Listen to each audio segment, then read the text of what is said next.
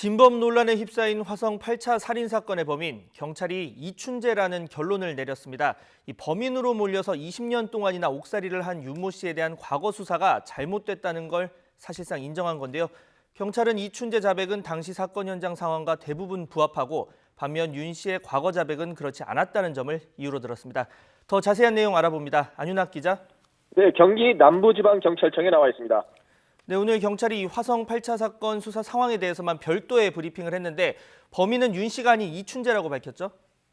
네, 그렇습니다. 경찰이 이춘재의 자백으로 진범 논란이 일었던 화성 8차 사건의 의문점들을 일부 확인했습니다. 핵심은 이춘재의 자백은 당시 사건 현장 상황과 대부분 부합하지만 범인으로 검거됐던 윤 씨의 과거 진술은 당시 상황과 맞지 않았다는 겁니다. 결국 사건이 조작됐다는 잠정 결론입니다.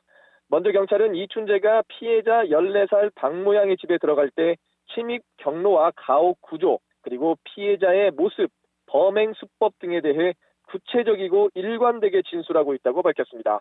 특히 양말을 손에 끼고 맨발로 침입했다는 진술이 현장 상황과 일치한다는 겁니다.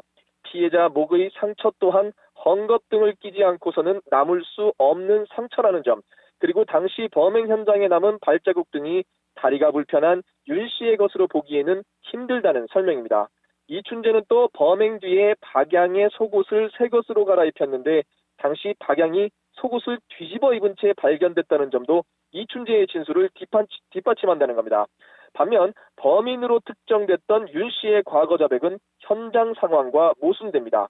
윤 씨 자술서를 보면 피해자의 속옷을 무릎까지 내리고 범행했다고 나오는데 이는 박양의 속옷 상태와는 일치하지 않다는 겁니다. 이 밖에도 다리가 불편한 윤 씨가 범행을 했다면 손을 짚어야 해서 지문이 검출됐어야 하지만 지문이 발견되지 않은 점 등 경찰은 윤 씨에 대한 당시 수사 기록이 사실상 조작됐다는 점을 인정했습니다. 결국 당시 수사진이 가혹 행위를 하고 자백을 강요했다는 윤 씨의 주장이 사실일 가능성이 높아졌습니다. 앞서 윤 씨 측은 지난 13일 이 같은 의혹들을 제기하며 법원에 재심을 청구했는데요.